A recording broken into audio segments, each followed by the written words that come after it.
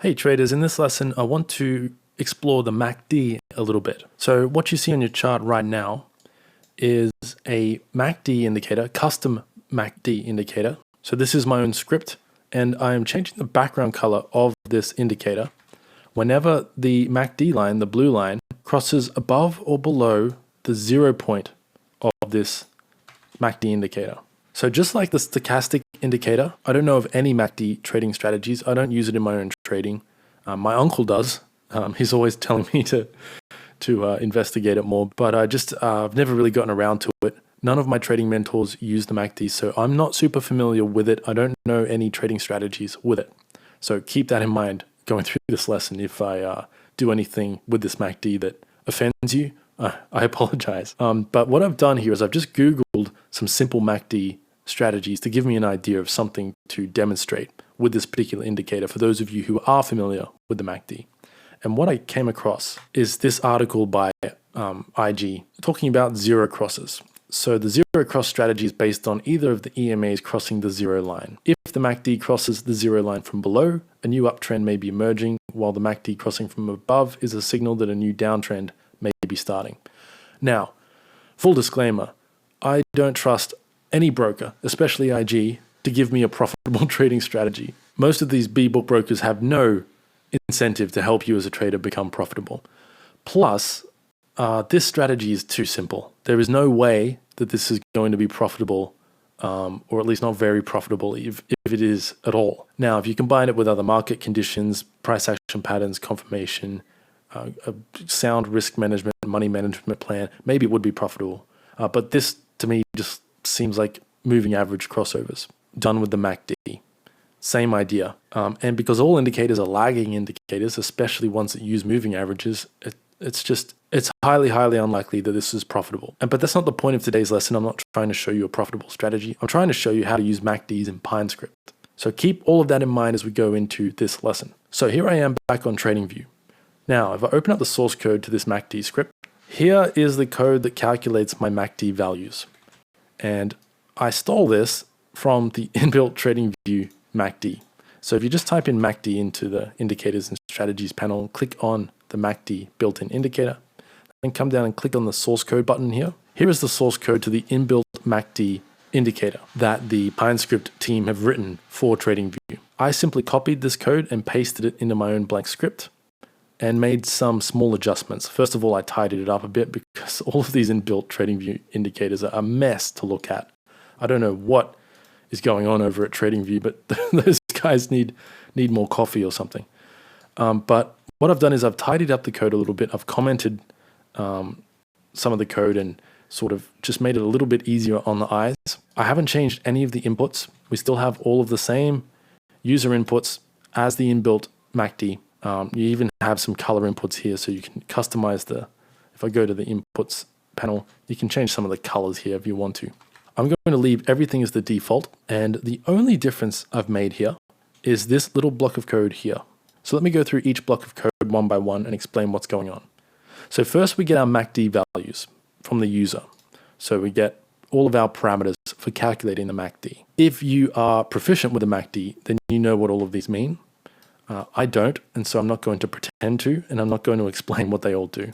But moving on, we then get all of our colors for stylizing the MACD. Now, why this is in the settings menu and not just left to the style menu, I'm not entirely sure. But TradingView have put it in here. You can also override it from the style menu. So to be honest with you, I'm not really sure why they did this, but I guess it makes it easier for the user to change the colors without having to go to the style menu. But you could just simply title your plots and then the user can change them in here. But anyway, the inbuilt MACD TradingView script gets a bunch of colors from the user, and then it calculates the MACD. So this is where the math happens. So we get a fast moving average, which is based on an SMA, a simple moving average, or an EMA based on whatever you've selected in the oscillator MA type here. So by default, it's an EMA, an exponential moving average. So it gets a EMA with a fast length and EMA with a slow length. So that's 12 and 26 by default. And then we calculate the MACD line, the blue line, which is the slow moving average subtracted subtracted from the fast moving average. That gives the difference between the two MAs. And then the orange line, which is our signal line, is a moving average of the moving average. So we're getting a SMA or EMA of the MACD line, which is the difference between two moving averages. We just have a lot of moving averages going on here to calculate the MACD. And then the histogram you see in the background is the difference between our blue line and our orange line plotted as a histogram, a positive or negative bar, basically. So that is where the math happens for the MACD. Once we have all of our MACD values, then we can use them to create conditions. So this is where I check for my 0-point crosses. You could also check for the line crosses. You could check for the orange line crossing the blue line and vice versa. It's up to you what you do with the MACD. As I said, I'm not too familiar with strategies and techniques using this indicator, so I'll leave that up to you, those of you who are familiar with the MACD. All I want to show you here is how I used some of these MACD values to analyze what's happening on my charts. So whenever this blue line crosses above 0, we get a green background plotting onto the chart to let us know that momentum may be shifting to the upside. And likewise with a red crossover of the 0 line, we get a red background plotting onto the chart to tell us that momentum may be shifting to the downside. Now, even the article by IG mentions that this is a very lagging indicator. So I highly doubt this is a profitable trading technique, but that's not the point of today's lesson. All I want to show you is how I referenced the MACD values to get this to happen. So here I have a cross up and cross down variable.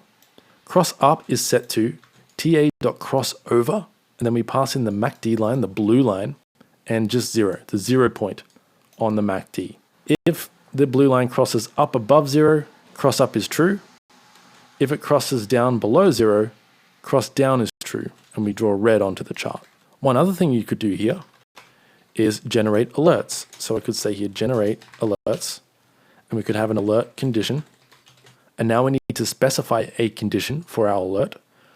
Let's create two separate alerts for crossing up and crossing down. So cross up, we'll set a title for this. We'll set this title to MACD alert, and we'll set the message to MACD crossed above 0. And then I can copy this line of code, paste it down there, change this to cross down. I can leave it as MACD alert. Let's say MACD alert up, MACD alert down. And then I'll change this to below 0. So now when I save my code, I'll be able to set an alert on this indicator, this custom MACD indicator, to tell me when the MACD line crosses above or below 0. So MACD alert down means the MACD line crossed below 0. MACD alert up means it crossed above 0. And that is how we use the MACD line in our scripts to generate market conditions, filters, and alerts. You could also detect candlestick patterns here like we do in other lessons when I'm working with indicators as filters. You could combine other indicators. You could combine the ATR or RSI, moving averages. You could have a moving average filter thrown in here as well. The sky really is the limit when it comes to mixing and mashing indicator values and conditions in your scripts as filters. If you wanted to change this to detect crosses of the lines, the MACD line, you could change the 0 to the signal line. And so whenever our blue line crosses our signal line, we'll generate an alert based on that. So if I save the script here, we should be getting red whenever the blue line crosses below the orange line, and green whenever it crosses above our orange line. But for now, I'll set it back to 0 since that's the strategy I went with for this example lesson. And I think that'll do it for this lesson. I'll leave the source code below the video so that you can play around with this if you want to.